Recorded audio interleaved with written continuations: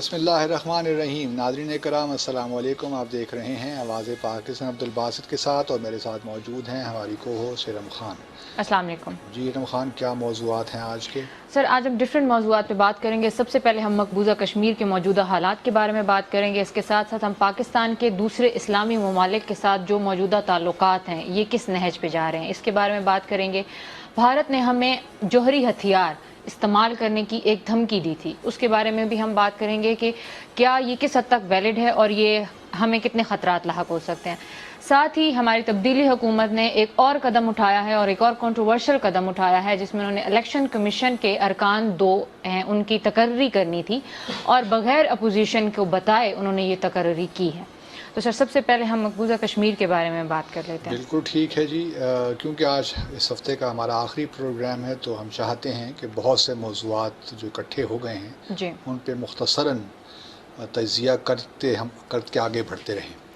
تو سب سے پہلے میں چاہتا ہوں کہ سبرامینیم سوامی بڑے مشہور و معروف بھارت کے ایک لائر ہیں، اور انہوں نے ایک ریسنٹلی ایک بیان دیا ہے کہ بھارت کو کرتارپور پہ جو مذاکرات ہو رہے ہیں ان کو فوری بند کر دینا چاہیے. کوئی ضرورت نہیں ہے فی الحال کرتارپور کوریڈور کی.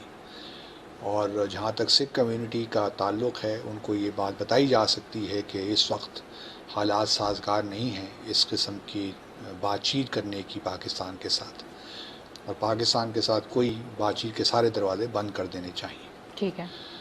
سبرامینیم سوامی بڑی انٹرسٹنگ دلچسپ ہیں، لیکن بڑے ہندوتوا کے کٹر سپورٹر بھی ہیں اور بڑے ہندو ٹائپ آدمی ہیں. لیکن انٹرسٹنگ بات یہ ہے کہ ان کی بیٹی جو ہیں وہ ایک مسلمان سے بیاہی ہوئی ہیں. ٹھیک ہے. میں ان کا نام نہیں لوں گا، سمجھنے والے لوگ سمجھ گئے ہوں گے. جی. اور ان کی جو بیٹی ہیں بڑی نفیس خاتون ہیں، کئی ملاقاتیں ہماری ان سے ہوئی. بہت ہی پڑھی لکھی خاتون ہیں، اور ان کے جو سسر ہیں وہ بھی بڑے پڑھے لکھے ہیں اور بڑے اچھی فیملی ہے، مسلمان جو ویل کنیکٹڈ اور پڑھے لکھے لوگوں میں ہیں ان میں شمار ہوتا ہے ان کا. تو جب میں دہلی گیا تو سبرامینیم سوامی الیکشنز ہو گئے یا ہونے والے تھے، مجھے ایگزیکٹ تاریخ لکھا ہے کہیں لیکن مجھے اس وقت یاد نہیں آ رہی. تو میں نے ان کو لنچ پہ بلایا سبرامینیم سوامی کو، اور یہ بی جے پی کے صدر بھی رہ چکے ہیں بائی دا وے، آپ کی اطلاع کے لیے عرض ہے. اچھا، ان کا ہمیشہ سے یہ رپورٹ ہوتا رہا بھارتی میڈیا میں بھی کہ یہ مودی کے ساتھ ان کے تعلقات کو اچھے نہیں ہیں، پسند نہیں کرتے مودی کو. اور ان کی خاص طور پہ دشمنی جو ہم نے میڈیا میں پڑھی کہ ارون جیٹلی جن کا انتقال ہوا ہے کل پرسوں، ان کے ساتھ ان کی بالکل بہت سخت دشمنی تھی. ٹھیک ہے. تو جب الیکشن ہو رہے تھے تو لوگوں کا خیال تھا کہ، اور ان کا اپنا بھی شاید خیال یہ تھا کہ ان کو فائنانس منسٹر بنا دیا جائے گا. جو نہیں، میں بات کر رہا ہوں 2014 کے انتخابات کی. ٹھیک ہے. تو بھارت میں نے بھی ان سے ایک ملاقات چاہی، تو پھر انہوں نے میری جو ہے انویٹیشن قبول کر لی، اور پھر ہم نے اوبرائے ہوٹل میں ایک بڑا اچھا کھانا کھایا ان کے ساتھ. ہم 2 ہی لوگ تھے. ٹھیک ہے. تو بڑی اچھی گفتگو ان کے ساتھ ہوئی. انہوں نے اپنے نقطہ نظر پیش کیا، میں نے اپنا. اب بات کیا ہوئی وہ تو میں نہیں شیئر کر سکتا، لیکن بہرحال بتانا میں یہ چاہتا ہوں کہ مجھے بہت اچھا لگتا اگر 7 اگست کو ہماری جو نیشنل کمیٹی ہے، سیکیورٹی کمیٹی، جی. وہ اگر ہماری یہ درخواست مان لیتی کہ کرتارپور کوریڈور پہ فی الحال ہم کم بند کر دیں. ٹھیک ہے. اگر یہ فیصلہ اس وقت ہو جاتا تو بہت اچھا ہوتا. ہم ایک کشمیریوں کے ساتھ کھڑے نظر آتے، اور ہم نے اس وقت بھی کہا تھا کہ ہماری جو تجویز ہے اس کا مقصد قطعاً یہ نہیں ہے کہ ہم سکھوں کو جو دربار ہے یا کرتارپور آنے سے روکیں، کیونکہ ایک بڑا اہم موقع ہے ان کے ریلیجن کا. 550ویں سالگرہ ہے گرو نانک کی. تو ہم قطعاً یہ نہیں چاہتے کہ وہ آئیں نہ اور ان تقریبات میں شرکت نہ کریں. ہمارا مقصد، اور آپ پیش اگر 72 سال سے کرتارپور کوریڈور نہیں بنا تو اگلے 2 سال اور نہ بنتا تو کون سی قیامت آ جاتی. ٹھیک ہے. لیکن ایک میسج بڑا زبردست جاتا ہے جموں اور کشمیر کے لوگوں کو، اور اس کا اثر یہ بھی ہوتا کہ سکھ جو ہیں بھارت میں وہ بھی تھوڑا بہت ایجیٹیٹ کرتے اگینسٹ مودی یا نئی دہلی کہ آپ نے یہ کیا کر دیا. کیونکہ ہمارے پاس اس وقت جواز ہوتا کہ دیکھیے اب جو حالات ہیں ہمارے لیے معاملہ آگے چلانا ممکن ہی نہیں ہے اس چیز کو. لیکن حکومت نے ہماری تجویز نہیں مانی، ان کی کوئی اپنی کنسیڈریشنز ہوں گی یقیناً. اب میں سمجھتا ہوں کہ ہمارے لیے بہت مشکل ہو گیا کہ اس وقت اب تو چونکہ بھارت سے آوازیں اٹھنے لگی ہیں تو ہمارے لیے شاید اس وقت مناسب نہیں ہوگا ٹھیک ہے. کہ ہم اب کرتارپور کوریڈور پہ کام روکیں. اب تو دیکھنا ہے کہ آگے ہوتا کیا ہے، بھارت کس طرح جواب دیتا ہے. پھر جو فالس فلیگ آپریشن کی ہم باتیں کر رہے ہیں وہ بھی اگر ہو جاتا ہے خدا نہ خواستہ پنجاب میں تو پھر تو صورتحال بہت ہی بگڑ جائے گی اور تو کام آٹومیٹیکلی رک جائے گا. لیکن میں یہ صرف اس لیے بتانا چاہتا ہوں کہ سفارتکاری میں فیصلوں کا بر وقت لینا بڑا ضروری ہوتا ہے. بالکل. جب آپ کوئی فیصلہ بر وقت نہیں لیتے تو پھر وہ اپنی اہمیت اپنا اثر کھو دیتے ہیں، اور وہی ہوا کرتارپور کوریڈور کے ساتھ بھی. لیکن جس طرح میں نے پہلے کہا بھارت ہماری حکومت کی اپنی کچھ کنسیڈریشنز ہو سکتی ہیں، لیکن میں اس وقت بھی یہ کہتا رہا کہ یہ ہونا چاہیے، لیکن اب بہت دیر ہو گئی ہے. ٹھیک ہے. آگے تھوڑا سا چلتے، آپ نے یو اے ای وغیرہ کا ذکر کیا. جی سر، پاکستان کے جو ابھی موجودہ اچھا. تعلقات ہیں انٹرنیشنل، اب دیکھیے لوگوں نے شور مچانا شروع کر دیا ہے، اور ٹھیک ہے ہمارے جذبات ہیں کہ جو ہمارے اتنے دوست ممالک ہیں، خلیجی ممالک ہیں جہاں لاکھوں کی تعداد میں پاکستانی کام کرتے ہیں. تو یہ کس طرح ہوا کہ یو اے ای نے ہائیسٹ سول ایوارڈ مودی کو دے دیا ان حالات میں جبکہ کشمیر پہ انہوں نے پورا اس کا جو ہے اسٹیٹس ہی چینج کر دیا ہے. بالکل. میں لوگوں کو یہ بتانا چاہتا ہوں کہ دیکھیے یہ جو ہے وزٹ جو ہے یہ کوئی 5 اگست کے بعد اس کی تیاری نہیں ہو رہی تھی، یہ 3-4 ماہ پہلے سے کام شروع ہو جاتے ہیں. جب اسٹیٹ لیول کا وزٹ ہوتا ہے جی. یا آپ کا ہیڈ آف گورنمنٹ یا پرائم منسٹر کسی ملک پہ وزٹ کرتا ہے تو اس کی تیاری بڑے پہلے ایشو سے شروع ہو جاتی ہے. اور یہ فیصلہ بھی کہ مودی صاحب کو جو آرڈر آف زید ہے وہ ہم نے دینا ہے، اس کا فیصلہ ہی 5 اگست کے بعد نہیں ہوا. یہ ساری چیزیں پہلے سے طے ہو جاتی ہیں. ہماری عوام کا اصل میں اس وقت یہ مزاج بنا ہوا ہے کہ ہماری حکومت جو کام کرتی ہے فوراً سے ٹویٹ کر دیتی ہے، تو شاید دوسری حکومتیں بھی یہی کرتی ہیں. تو یہ اور بحرین کا بھی وزٹ اس طرح ہی پہلے سے طے ہوا تھا، شیڈیول تھا یہ وزٹ. اب مودی صاحب دیکھیں میں نے پہلے بھی کہا تھا کہ بڑی چالاک لوگ ہیں. جی. انہوں نے جو وقت کا تعین کیا ہے اس پورے اسٹیٹس کو چینج کرنے، اس میں ایک وجہ یہ بھی تھی کہ اس کو ہم تبدیل کریں گے 5 اگست کو اور پھر یہ وزٹ آ جائے گا اور ہم یو اے ای جائیں گے، بحرین جائیں گے، تو پاکستان کو موقع ہی نہیں ملے گا کہ یہ خلیجی ممالک کی سپورٹ حاصل کر سکے. اور یہ بھی آپ کو بات یاد رہے کہ جب مارچ میں او آئی سی کی جو فارن منسٹرز کی کانفرنس تھی ابو دھابی میں، پہلی دفعہ یو اے ای نے بھارت کی جو اس وقت کی وزیر خارجہ تھی سشما سوراج، ان کو آنے کی دعوت دی تھی. اس وقت تو ہماری حکومت سوئی ہوئی تھی. تو جب آپ سوئے ہوئے ہوتے ہیں اور ایک دم کوئی آپ کو جگاتا ہے تو پھر آپ جاگ جاتے ہیں. تو یہ تمام اور یہ آپ کے لیے سرپرائز تھا. آپ یو اے ای نے آپ کو کنسلٹ بھی نہیں کیا تھا بقول آپ کے. تو یہ اس قسم کے اگر آپ کام کریں گے تو پھر آبویسلی آپ کو ہزیمت اٹھانا پڑے گی. اب یہ کہنا ہے کہ ان کو کیوں ایوارڈ دیا، میں سمجھ سکتا ہوں کہ یو اے ای کے لیے کتنا مشکل ہے یہ. ہمارے چیئرمین سینٹ نے یو اے ای کا جو وزٹ ہے اس کو اچھا کیا، انہوں نے اپنا اچھا کیا، انہوں نے میسج ایک صحیح کنوے کر دیا، دیٹ مسٹ بی اپریشیٹڈ. لیکن یہ کہنا کہ اس وقت کیوں ایوارڈ دیا، وہ پہلے سے طے تھا، یہ 5 اگست کے بعد نہیں ہوا. اور بھارت نے بڑا کیلکولیٹ کیا ہوا تھا کہ کس طرح مسلم دنیا کو بھی اس کاز سے جموں اور کشمیر سے دور رکھنا ہے، اور اپنے مقصد میں کامیاب ہو گئے. اب ہم کہتے پھریں کہ او آئی سی کی دیکھیے کانفرنس ابھی اس کا کچھ پتہ نہیں ہے، اور میرے خیال میں اب ذرا مشکل ہو گیا. بس ہمیں کانٹیکٹ گروپ کو چونکہ ہم نے کہہ دیا تھا اس کی میٹنگ کو، او آئی سی کی کانٹیکٹ گروپ میں 4-5 ممالک ہیں، کہ وہ ایک تاریخی ہماری کامیابی ہو گئی ہے. تو اب کیا ضرورت ہے پھر، میں نے پہلے بھی کہا تھا کہ اب کیا ضرورت رہ گئی ہے. او آئی سی کے لوگ بھی کہتے ہوں گے کہ انہوں نے اس کو ہی تاریخی کامیابی سمجھ لیا ہے، تو بس اب جانے دیجیے. اسی طرح ہم یو این سیکرٹری جنرل سے بات کر کے بڑے خوش ہو جاتے ہیں. کل ایک ٹیلی فون کال ہوئی اور اس کے بعد پریس کانفرنس ہوگی. یہ بھی یاد رکھنا چاہیے لوگوں کو، یہ علم ہونا چاہیے کہ یو این سیکرٹری جنرل کی جب مینڈیٹ ہے نا، وہ اس کو ملتا ہے یو این سیکیورٹی کونسل سے. ٹھیک ہے. وہ کوئی ایسا کام نہیں کر سکتا جو کہ سیکیورٹی یا یو این جی اے یا یو این سیکیورٹی کونسل اس کو نہ دے. وہ اپنے طور پہ سیکیورٹی کونسل کا سیشن نہیں بلا سکتا، وہ ویٹو کو کھو سکتا ہے. تو یہ سارا کام جو ہے U N security secretary general کی ایک اہمیت ضرور ہے، لیکن خدارا یہ بات لوگوں کو جاننے کی ضرورت ہے کہ ایک دم ایکسائٹیڈ نہ ہو جایا کریں. ایکسائٹمنٹ کا شکار ہو جاتی ہے ہماری ساری قوم کہ بس یو این سیکرٹری جنرل سے بات ہو گئی تو اب یو این سیکیورٹی کونسل کا اجلاس ہو جائے گا اور پاکستان کے حق میں ایک اور قرارداد آ جائے وزیر گی. اعظم جا رہے ہیں جس طرح سے UN میں تقریر کرنے، تو وہ سپٹمبر کے اینڈ میں آئے گا، تو ابھی حالات اس طرح کے ہیں، ہمیں فوری کچھ فیصلے کرنے ہیں. ابھی ایک خط آیا ہے کشمیر کے حریت لیڈر گیلانی صاحب کا منظر عام پہ، جس میں انہوں نے پاکستان سے یہ اپیل کی ہے کہ یہ ابھی عمل کا وقت ہے. تو یہ آپ تو ہم بھی کہتے رہے ہیں کہ عمل کا وقت جی ہے، لیکن جب دیکھیں نا کلیئرٹی نہ ہو، بدقسمتی کے ساتھ ابھی تک کلیئرٹی نہیں ہے کہ ہم نے اس مسئلے کو حل کس طرح کرنا ہے یا آگے کس طرح لے کر جانا ہے. کوئی بھی یہ توقع نہیں رکھتا کہ یہ مسئلہ ایک دن میں، ایک مہینے میں، 2 ماہ میں یہ حل ہو جائے گا، لیکن ہماری ساری پالیسیز ہی غلط ہیں. جی آج بھی دیکھیے ہمارے جو وزراء ہیں وہ اس بات پہ اسٹریس دے رہے ہیں کہ ہمارے پریشر کیا، ہم نے پریشر ڈالا ہے تو مقبوضہ جموں اور کشمیر میں کرفیو ہٹ گیا ہے. جی، اور اس کو بہت بڑی کامیابی مان کامیابی ایز اف کہ ہمارا ہدف یہی تھا کہ کرفیو ہٹ جائے، جی یا ہمارا ہدف یہ ہے کہ 370 ریسٹور ہو جائے.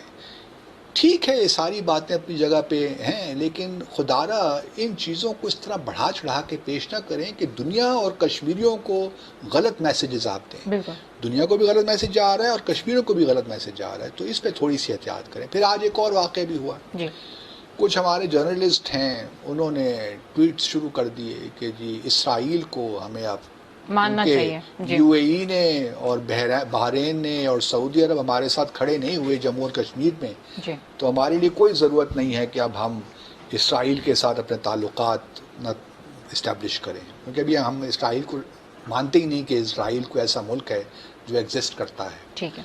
کجا کہ ہمارے اس کے ساتھ سفارتی تعلقات ہوں. تو اب لوگوں نے کہنا شروع کر دیا ہے، ٹویٹ آنا شروع ہو گئے ہیں، اور یہ پہلے بھی ہوتا رہا ہے، کوئی نئی بات نہیں ہے. لیکن تھوڑا سا خیال رکھیں، اس وقت آپ سارا فوکس آپ کا جموں اور کشمیر ہونا چاہیے. بالکل.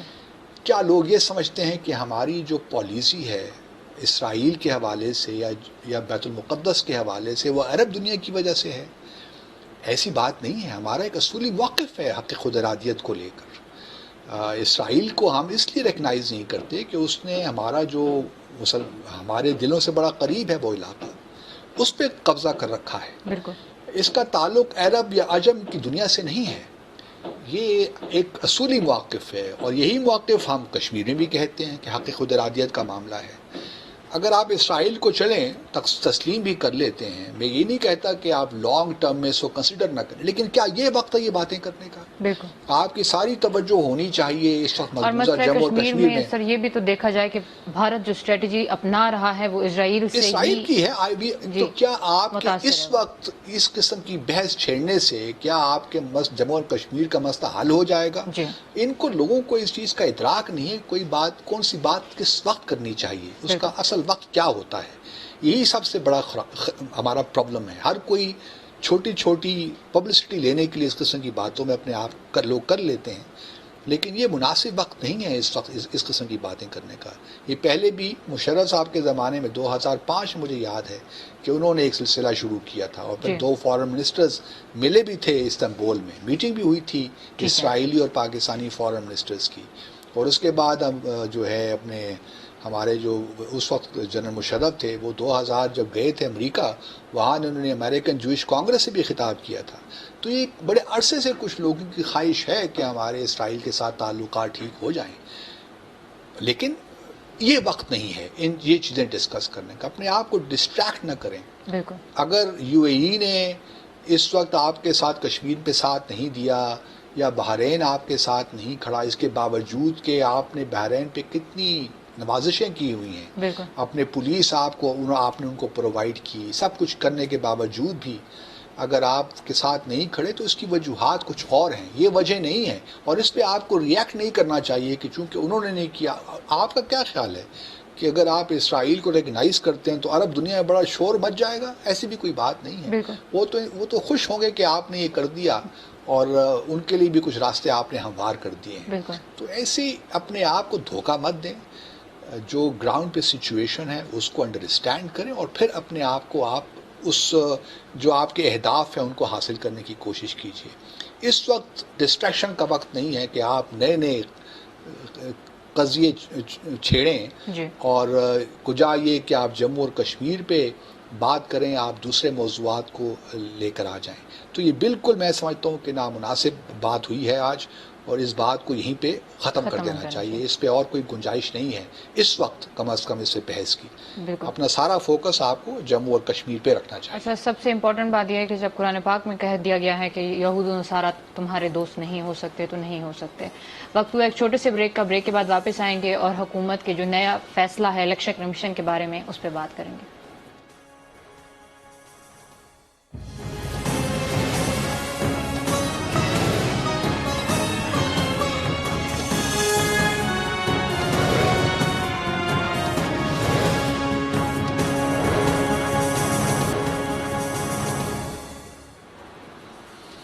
ویلکم بیک ناظرین. الیکشن کمیشن کے بارے میں حکومت کے فیصلے کے بارے میں بات کرنے سے پہلے ہم مولانا فضل الرحمان صاحب کی ایک پریس کانفرنس کا ذکر کرنا چاہیں گے جن میں انہوں نے اپنی تاریخ سے ناواقفیت اور کشمیر سے مکمل لا تعلقی کا اظہار کیا. کیا کہا انہوں نے؟ مجھے جی میں سن نہیں پایا ان کو. اگر ہم دکھا سکیں سنا سکیں کیا کہا مولانا صاحب نے. اس کشمیر کو بچانے کے لیے بھی اس حکومت کا خاتمہ ضروری ہے. اس کے لیے آپ کشمیر کے ہمدرد ہیں اور آپ نے دیکھ نہیں لیا کہ آدھے کشمیر سے زیادہ انہوں نے بیچ دیا ان کو. یہ اس نئے دور کا نیا گلاب سنگھ ہے جس نے. اچھا، عمران خان کو انہوں نے گلاب سنگھ کہہ دیا ہے جی، اور کہنا یہ چاہتے تھے کہ جس طرح گلاب سنگھ نے کشمیر کو بیچا عمران خان نے بھی اس طرح بیچ دیا. آپ کون بتائے مولانا صاحب کو کہ گلاب سنگھ نے جو ہے کشمیر بیچا نہیں تھا، کشمیر خریدا تھا. جی، 75 لاکھ روپے کے عوض کشمیر خریدا گیا تھا. اور یہ جو اس سر ان کی مکمل لا تعلقی ان کو معلوم ہی نہیں کشمیر برطانیہ جو سامراجی جو برٹش تھے انہوں نے یہ دیا. 1846 میں امرتسر ٹریٹی ایک ہوئی تھی جس کے تحت یہ گلاب سنگھ کو بیچا گیا. تو گلاب سنگھ نے تو نہیں بیچا، اس نے تو خریدا. معلوم نہیں کہ ان کا کیا اس بات سے. لیکن بہرحال یہ بھی مولانا صاحب کی بڑی نوازش ہے کہ وہ آج قوم کے سامنے آئے اور انہوں نے کشمیر کا ذکر کیا. ہم تو اس سے زیادہ توقع رکھتے ہیں کیونکہ مولانا محترم جو ہیں کشمیر پارلیمانی کمیٹی کے چیئرمین بھی رہے ہیں کتنے عرصے تک. اور سر ہم تو سب سے زیادہ اس احتساب کے بارے میں بھی بہت زیادہ ہم چاہتے ہیں کہ یہ احتساب بھی شروع ہو. جس طرح سے زرداری صاحب اور نواز شریف کا احتساب شروع ہے تو یہ کشمیر پہ بھی ایک احتساب کشمیر پہ تو ضرور ہونا چاہیے کہ کس کس نے کشمیر کو نقصان پہنچایا. بالکل. لیکن کہنے کا مقصد یہ ہے کہ مولانا صاحب کو اتنا تو میرے خیال جذبات کی رو میں بہہ گئے، ان کو سمجھ نہیں آئی کہ وہ کہنا کیا چاہتے تھے. مجھے یقین ہے کہ ان کو تاریخ کا علم ہے، ایسی بات نہیں ہے. آفٹر آل پارلیمانی جو کشمیر کمیٹی ہے ان کے چیئرمین رہے ہیں. کس طرح ہو سکتا ہے کہ لیکن سر اگر رہے بھی ہیں تو ان کا کسی طرح کا ہمارے سامنے اتنے سالوں میں کوئی ایسا سٹیپ سامنے نہیں آیا. چلے وہ سٹیپ نہیں آیا، وہ تو ہمیں تنقید کرتے رہے ہیں. لیکن میں یہ ماننے کو تیار نہیں ہوں کہ مولانا صاحب کو کشمیر کی تاریخ کا علم نہیں ہے. ٹھیک ہے. ان کو یہ علم نہیں ہے کہ گلاب سنگھ نے کشمیر بیچا تھا یا خریدا تھا. ٹھیک ہے. تو اب انہوں نے کس تناظر میں بات کی ہے کہ ان کا جو آئین کا تناظر ہوتا ہے وہ ان کے لیے بڑا امپورٹنٹ ہوتا ہے. تو اب کس تناظر میں انہوں نے بات کی ہے لیٹس سی.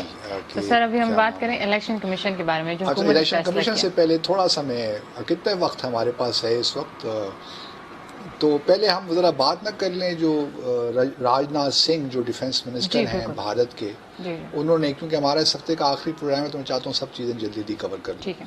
تو انہوں نے ایک بیان دیا کہ جی جو فرسٹ یوز ہے، جو اس وقت جو ہماری پالیسی ہے نو فرسٹ یوز، جب اگر اس وقت تو ہماری پالیسی یہی ہے لیکن اگر وقت آگے آئے گا اور اگر سرکمسٹانسز چینج ہوئے تو پھر بھارت اپنی اس پالیسی میں رد و بدل کر سکتا ہے یا اس کو ریکنسیڈر کر سکتا ہے. نو فرسٹ یوز ہے کیا، ناظرین کو بتانے کے لیے کہ اس وقت 7 ممالک ایسے ہیں جن کو آپ کہہ لیجئے کہ ان کے پاس نیوکلیر ویپنز ہیں، دنیا جانتی ہے. ایک تو P5 کنٹریز ہیں جس میں امریکہ، چین، روس، برطانیہ اور فرانس ہیں، اور پھر بھارت اور پاکستان اور اسرائیل کے پاس بھی یہی سمجھا جاتا ہے کہ اس کے پاس بھی نیوکلیر کیپیبلٹی اور ویپنز ہیں، اور اس طرح ہی نارتھ کوریا کے پاس بھی ہیں. 5 میں سے جو 4 ممالک ہیں ان میں سے صرف چین جو ہے اس کی جو پالیسی ہے وہ نو فرسٹ یوز ہے. نو فرسٹ یوز کا مطلب یہ ہے کہ اگر ہماری اور لیٹس سے چین اور بھارت کی جنگ ہوتی ہے تو چین پہلے نیوکلیر ویپن استعمال نہیں کرے گا. ٹھیک ہے. اگر بھارت نے چین کے خلاف نیوکلیر ویپن استعمال کیے تو پھر وہ استعمال کرے گا، لیکن ہم پہل نہیں کریں گے نیوکلیر ویپنز کے استعمال میں. یہ نو فرسٹ یوز پالیسی ہے. پاکستان نے ہمیشہ، چونکہ ہمارا ایک جس طرح رشیا، جس طرح برطانیہ، فرانس کولڈ وار کے زمانے میں جو روس کی کنونشنل پاور زیادہ تھی، تو اس لیے یہ جو ایک آپشن تھا first use of nuclear weapons, جو ٹیکٹیکل نیوکلیر ویپنز تھے اس وقت نیٹو کے پاس، تو انہوں نے کہہ دیا تھا کہ اگر ہم پہ کنونشنل اٹیک ہوا اور اگر ہمیں ضرورت پڑی تو پھر ہم ٹیکٹیکل نیوکلیر ویپنز بھی استعمال کریں گے. ٹھیک ہے. تو اس لیے ان کی وہ پالیسی نہیں تھی. اب روس کی بھی نہیں ہے کیونکہ حالات کولڈ وار ختم ہو گئی. تو ہماری بھی، ہم نے بھی اس کو ایمبیگوس رکھا ہوا ہے. جہاں ہم یہ کہتے ہیں کہ ہم، کیونکہ کنونشنلی اسپیکنگ بھارت کی فوج زیادہ ہے، ان کے پاس اکوپمنٹ زیادہ ہے، تو اور پھر ہم نے 1971 میں دیکھا. اب تو چونکہ حالات بدل گئے ہیں اس لیے ہم اس کو زیادہ بات کرتے نہیں ہیں، لیکن ہمارا ایک منیمم کریڈیبل ڈیٹرنس ہے. ہم یہ نہیں کہتے کہ ہم نو فرسٹ یوز، ہماری ڈاکٹرن کا حصہ اس طرح نہیں ہے جس طرح بھارت کا ہے. بھارت اور چین دونوں کا ہے. ٹھیک ہے. تو اس لیے اب اگر یہ راجناتھ سنگھ جو ان کے ڈیفنس منسٹر ہیں یہ بات کر رہے ہیں تو اس سے ایک دو باتیں پتہ چلتی ہیں. ایک تو یہ ہے کہ جو کنونشنل سو کالڈ ان کی کنونشنل سپیورٹی ہے جو ہمیشہ سے رہی ہے، ان کو شاید اس کے بعد کوئی خطرہ لاحق ہو گیا ہے کہ کنونشن جو ہے سپیورٹی شاید کام کی نہیں آئی. کیونکہ جو ہم نے 27 فروری کو دکھایا، جو ہماری ایئر فورس نے جو کام دکھایا ان کی ایئر فورس کے خلاف، اس سے شاید انہوں کو کچھ اندازہ ہو گیا ہے کہ یہ کچھ ہماری معاملات گڑبڑ ہیں. تو اس لیے ہمیں یہ نیوکلیر آپشن بھی رکھنا چاہیے. دوسرا یہ بھی ہو سکتا ہے کہ چائنا کے خلاف جو ہے ایک ان کو بھی کوئی میسیجنگ کرنا چاہتے ہوں، اور ہمیں بھی میسیجنگ کرنا چاہ رہے ہیں کہ اگر آپ نے ٹیکٹیکل نیوکلیر ویپنز کا استعمال، چونکہ آپ کی ہے پالیسی، کیونکہ ہمارا فل اسپیکٹرم ڈیٹرنس ہے، اس میں کنونشنل بھی ہے، نیوکلیر بھی ہے، تو ہم نے ہمیشہ کوشش کی ہے کہ، اور ہم یہ جانتے ہیں کہ جو نیوکلیر ویپنز ہیں وہ بنیادی طور پہ استعمال کے لیے نہیں ہوتے، وہ ڈیٹرنس کے لیے ہوتے ہیں. وہ اس لیے ہوتے ہیں کہ اگلا جو آپ کا جو آپ کا دشمن ہے وہ نیوکلیر ویپنز آپ کے خلاف استعمال نہ کرے. اگر بالفرض مال ہو جاتے ہیں تو پھر آپ سیکنڈ اسٹرائک کیپیبلٹی بھی آپ ڈیولپ کرتے ہیں کہ اگر انہوں نے حملہ کر دیا ہے نیوکلیر تو پھر آپ کے پاس یہ کیپیبلٹی ہونی چاہیے کہ آپ پھر دوبارہ ان پہ نیوکلیر اٹیک کر سکیں. بہرحال ایک کمپلیکس ساری سچویشن ہے. یہ تھاٹس جو ہیں ڈاکٹر، یہ گیدڑ بھبکی سے زیادہ ہم کچھ نہ سمجھیں، اس پہ ہمیں اتنی توجہ دینی نہیں چاہیے. جب کریں گے تو دیکھا جائے گا. ہمارے پاس الحمدللہ قوت ہے، ہمارا فل اسپیکٹرم ڈیٹرنس ہے، اس کریڈیبلٹی بھی اس کی ہے، اور بھارت کو پتہ ہے کہ اگر اس نے پاکستان پہ کوئی بھی مس ایڈونچر کیا تو اس کا بھرپور طریقے سے جواب دیا جائے گا. تو اس پہ ہمیں کم از کم شک نہیں ہونا چاہیے، اور اس پہ مجھے تو کم از کم پورا یقین ہے کہ ایسا ہمارے لیے کوئی ایسا مسئلہ نہیں ہے بھارت کے حوالے سے. اب چلتے ہیں کمیشن پہ. کمیشن پہ ایک کنٹروورسی چل پڑی ہے، اور اس میں جو آرٹیکل ہیں 213 شاید آئین کا ہے، اس کے تحت جو نئے اراکین حکومت نے سلیکٹ کیے ہیں سندھ اور بلوچستان کے الیکشن کمیشن کے لیے، ہمارے جو چیف الیکشن کمشنر ہے ان سے انہوں نے اوتھ لینے سے انکار کر دیا ہے. ان کا کہنا ہے کہ یہ جو آئین ہے اس کے مطابق نہیں ہوئی یہ اپوائنٹمنٹس. آئین کے مطابق کیوں نہیں ہوئے؟ اس لیے ان کا کہنا یہ ہے کہ جس طرح الیکشن کمشنر کے لیے یا کیئر ٹیکر سیٹ اپ کے لیے حکومت اور اپوزیشن کے درمیان مشاورت ہوتی ہے اور پھر وہ ڈیسائیڈ کرتے ہیں، وہ نہیں ہوا. وہ مشاورت جو ڈیو پروسیس ہے وہ کمپلیٹ نہیں کیا حکومت نے. نہ تو قائد حزب اختلاف اور وزیر اعظم کی کوئی ملاقات ہوئی، نہ کوئی صحیح مشاورت ہوئی، کیونکہ 45 دن شاید تھے، اس کے اندر یہ کرنا تھا. 26 جنوری کو جو اراکین مستعفی ہوئے یا ان کی میعاد ختم ہوئی تو اس کے بعد پھر یہ 26 جنوری سے لے کر 45 دنوں کے اندر یہ کرنا تھا معاملہ. اب حکومت کا کہنا ہے، چیف الیکشن کمیشنر کا یہ کہنا ہے کیونکہ مشاورت نہیں ہوئی، آئین کے جو شقیں ہیں ان کو صحیح معنوں میں آبزرو نہیں کیا گیا، اس لیے میں ان سے عہد نہیں لے سکتا کیونکہ یہ اپوائنٹمنٹ غلط ہوئی ہے. اب حکومت اور حزب اختلاف کے درمیان مشاورت کیسے ہو؟ کہ اتنا تناؤ ہے، اتنی کشیدگی ہے وزیر اعظم اور شہباز شریف کے درمیان کہ پہلے تو ملاقات ہی نہیں ہو سکی. ٹھیک ہے. پھر جب وقت کم رہ گیا تو پرائم منسٹر نے پھر ایک خط لکھا شہباز شریف صاحب کو، اور انہوں نے کچھ نام تجویز کیے، کچھ 6 نام دیے. ٹھیک ہے. پھر شہباز شریف صاحب نے ایک جوابی خط لکھا، انہوں نے بھی اپنے کچھ 6 نام سجیسٹ کر دیے. تو انہی 6 ناموں میں بات رہی، اور پھر یہ معاملہ پارلیمنٹری کمیٹی کو چلا گیا جو قانون آئین کے مطابق ہے. پھر وہاں جو پارلیمنٹری کمیٹی ہے وہ بھی اس کا فیصلہ نہیں کر پائی. تو پھر چونکہ کرنے تھے تو وزیر قانون نے کہا کہ اب باقی طریقہ یہ ہے کہ اس کو سمری بھیج دیجیے اور صدر سے اپروول لے لیجیے. حالانکہ آرٹیکل 213 ہے شاید 213 اور 218 213 میں کہیں بھی اس کو اوپن اینڈڈ چھوڑ دیا گیا ہے کہ اگر پارلیمنٹری کمیٹی میں فیصلہ نہیں ہوتا تو پھر کیا کیا جائے. اس کے بارے میں کچھ نہیں کہا گیا، آئین خاموش ہے. کیونکہ کیئر ٹیکر سیٹ اپ میں جب کیئر ٹیکر پرائم منسٹر کو آپ کرتے ہیں نا، اگر وہ لیٹ سے جو ہے اپوزیشن اور حکومت کوئی بات نہیں کنسنسس نہیں ہو پاتا، پھر وہ پارلیمنٹری کمیٹی کے پاس جاتا ہے. اگر وہاں بھی فیصلہ نہیں ہوتا تو پھر جو 2-3 عام ہوتے ہیں اسی میں سے پھر الیکشن کمشنر ہی فیصلہ کرتا ہے، جو کھوسو صاحب کے میرے خیال میں ہوا تھا اس وقت. تو اس میں کوئی کلیئرٹی نہیں ہے. اس لیے میرا اپنا خیال یہ ہے کہ اب معاملہ سپریم کورٹ جائے گا اور وہاں یہ فیصلہ ہوگا. تو یہ پھر کئی مطلب التوا میں چل جائے گی، التوا میں چلی جائے گی. کیونکہ اب یہ جو ہے وہ اگر اوتھ نہیں لیں گے، اب وزیر قانون کو یہ کہنا کہ ان کو حق نہیں ہے چیف الیکشن کمیشن کو کہ پریزیڈنٹ نے فیصلہ کر دیا، اب ان کا یہ پروگیٹو نہیں ہے کہ وہ یہ دیکھیں کہ یہ کس طرح ہوا ہے، یہ ان کی جورسڈکشن میں نہیں آتا. لیکن ان کا کہنا یہ ہے کہ چونکہ یہ مشاورت کا ڈیو پروسیس کمپلیٹ ہی نہیں ہوا تو ان کی جو اپوائنٹمنٹ ہے وہ بالکل انلیگل ہے یا آئین کے مطابق نہیں ہے. اب یہ 2 صورتیں پیدا ہو گئی ہیں. اب دیکھتے ہیں کہ سپریم کورٹ کے پاس جاتا ہے معاملہ یا ابھی بھی جو ہے حکومت وہ ضد کرتی ہے. تو اس سے معاملہ یہ ہوگا، میرے خیال میں حکومت کو تھوڑا سا اس میں محتاط رویہ اختیار کرنا چاہیے تھا، کیونکہ پھر نیکسٹ الیکشن کنٹروورشل ہو جائے گا. ایکسولوٹلی یہی بات ہے. اور پھر ابھی لوکل باڈیز کے الیکشنز آ رہے ہیں پنجاب میں اور کے پی میں.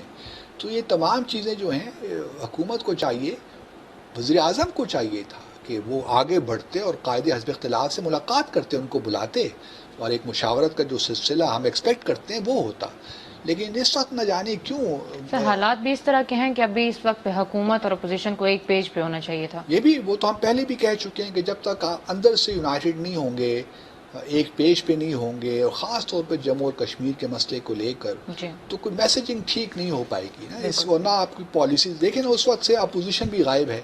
وہ بلاول صاحب نے کل تقریر فرمائی. یہ جو 2 بندے سلیکٹ ہو رہے ہیں، جو 2 شخص ہیں، ان کو اپوزیشن نے کہا ہے کہ یہ انہوں نے مسترد کر دی ہے یہ تجدید. ان کے ہوتے ہوئے دیکھیے یہ بات رہی کہ انہوں نے ان بندوں کو مسترد تو کر دیا، انہوں نے اپریشیٹ کیا ہے چیف الیکشن کمیشنر کے اسٹانس. بالکل ممکن ہے کہ وہ ان پہ ایگری بھی کر جاتے ہیں اگر کوئی مشاورت کا صحیح پروسیس ہوتا، لیکن چونکہ مشاورت صرف خط لکھنے سے تو نہیں ہوتی. تو سر پھر آئینی طور پہ تو ان 2 اشخاص کی کوئی قانونی حیثیت نہیں رہی. جب تک وہ اوتھ نہیں لیتے اس وقت تک تو وہ اپنی جو ہے پوزیشن سنبھال بھی نہیں سکتے. کیونکہ جب اوتھ لیں گے تبھی یہ معاملہ صرف نوٹیفیکیشن سے نہیں ہو جاتا، اوتھ لینا بھی ضروری ہوتا ہے. تو آپ کہہ سکتے ہیں جس طرح پریزیڈنٹ الیکٹ ہوتا ہے یا کوئی سلیکٹ ہوتا ہے، جو بھی معاملہ ہے، تو جب تک وہ اپوائنٹمنٹ تو ہو گئی، لیکن جب تک وہ اوتھ نہیں لیتے وہ اپنا کام شروع نہیں کر سکتے. اب وہ معاملہ لگتا ہے کہ سپریم کورٹ تک ہی جائے گا اور وہیں پہ فیصلہ ہوگا کیا ہوتا ہے. لیکن یہ بدقسمتی ہے کہ اتنا چھوٹا سا کام بھی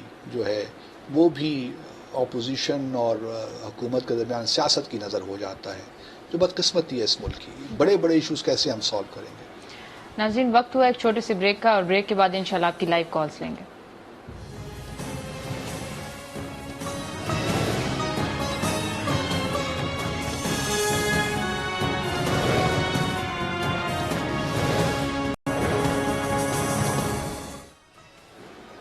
ویلکم بیک ناظرین. ہمارے ساتھ کراچی سے ڈاکٹر عارف موجود ہیں. السلام علیکم سر.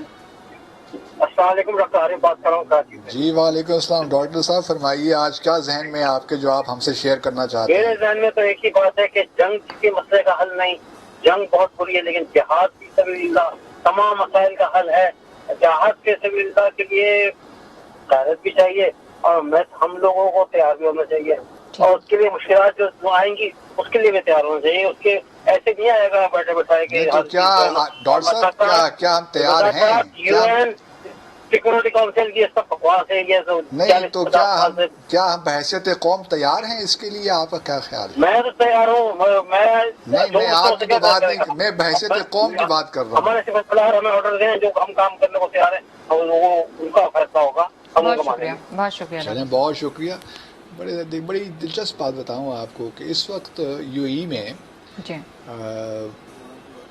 جو ہیں 2 ہندوؤں کے مندر ہیں دبئی میں، ٹھیک ہے، اور اب ایک تیسرا بہت بڑا مندر بننے جا رہا ہے ابوظہبی میں، جس کی جو ہے پرمیشن دے رکھی ہے، اور اسے بہت huge, it would be the biggest I think in Middle asset.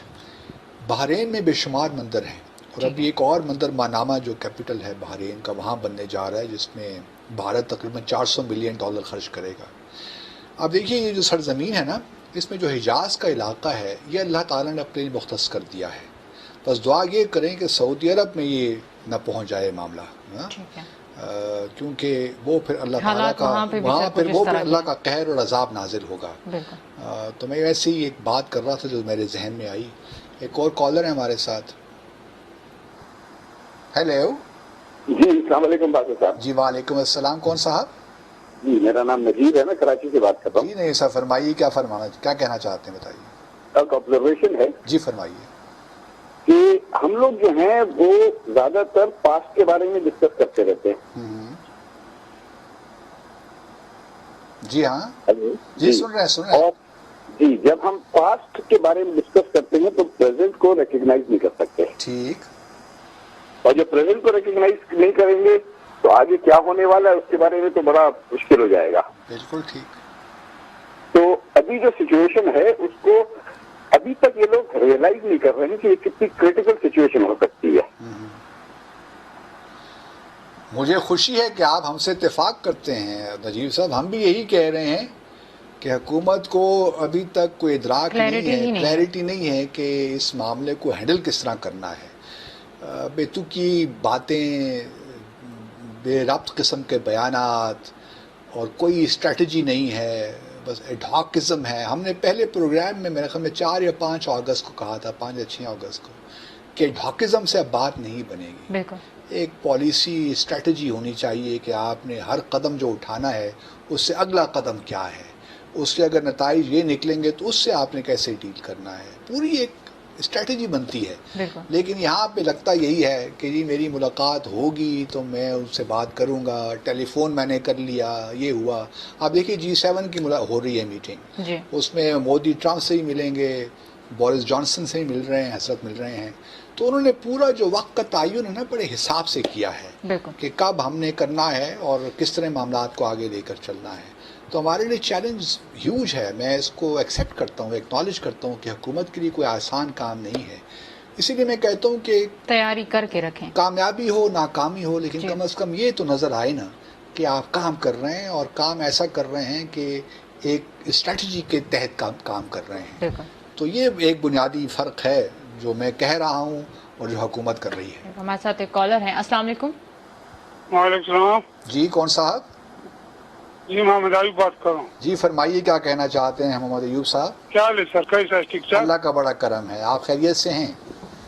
میرا مقصد یہ مطلب انڈیا جو جس ملک سے تیل پیٹرول لیتا ہے تو اسی ملک والے پیٹرول اس پہ بند کرے. جی جی یہ سب آواز آ رہا ہے جی؟ آ رہی ہے، سن رہے ہیں، بتائیے. میرا مقصد یہ کیا جس ملک سے اس نے پیٹرول لینا ہے اس ملک والے تعاون کرے پاکستان کے ساتھ، تو پیٹرول انڈیا والے سے بند کرے تو پھر کشمیر کو کچھ نہ کچھ بن جاتا ہے. بالکل آپ ٹھیک کہہ رہے ہیں.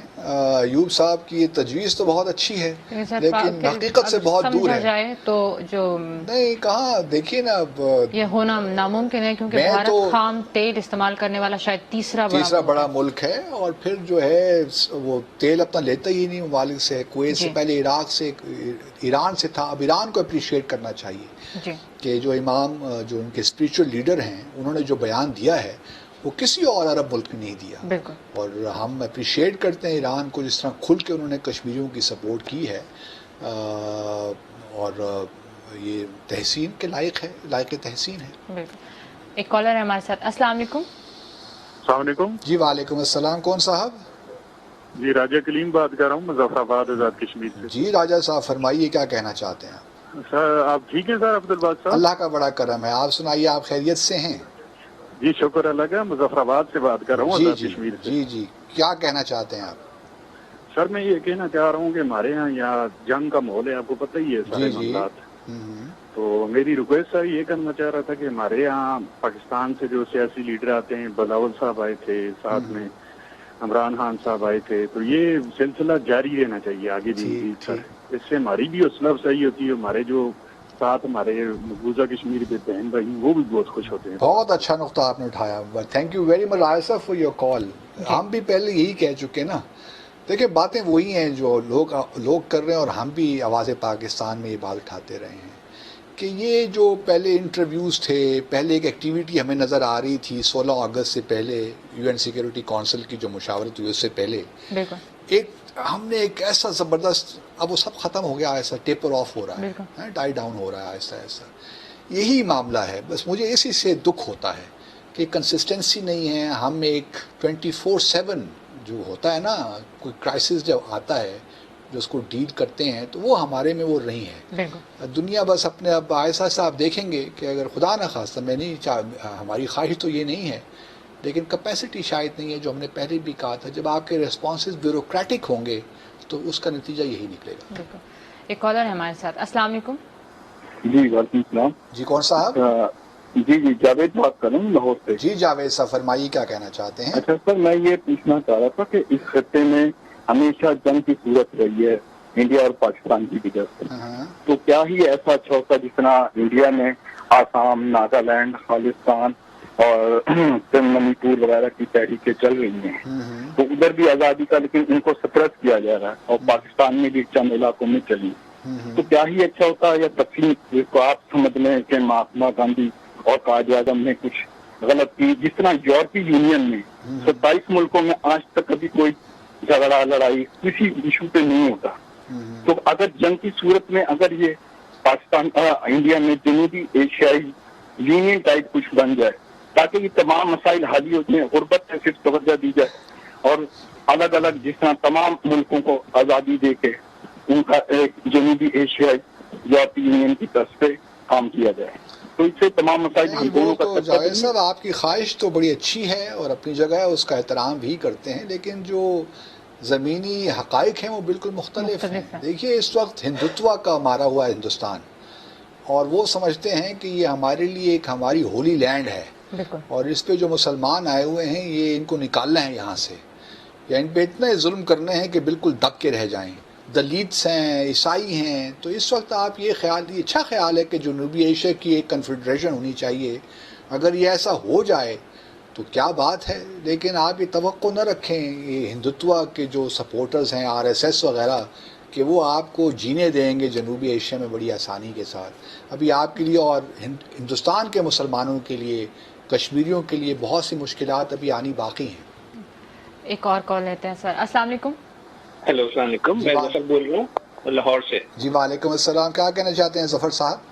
جی عبدالباسط صاحب، آپ کی جو انالیسز ہوتی ہے مجھے بڑی پسند ہے، بہت شکریہ، اور آپ کا تجربہ ماشاءاللہ بہت وسیع ہے. میں ایک بات کہنا چاہ رہا ہوں، آج کل کے جو حالات ہیں کشمیر کے حوالے سے، وہ یہ ہے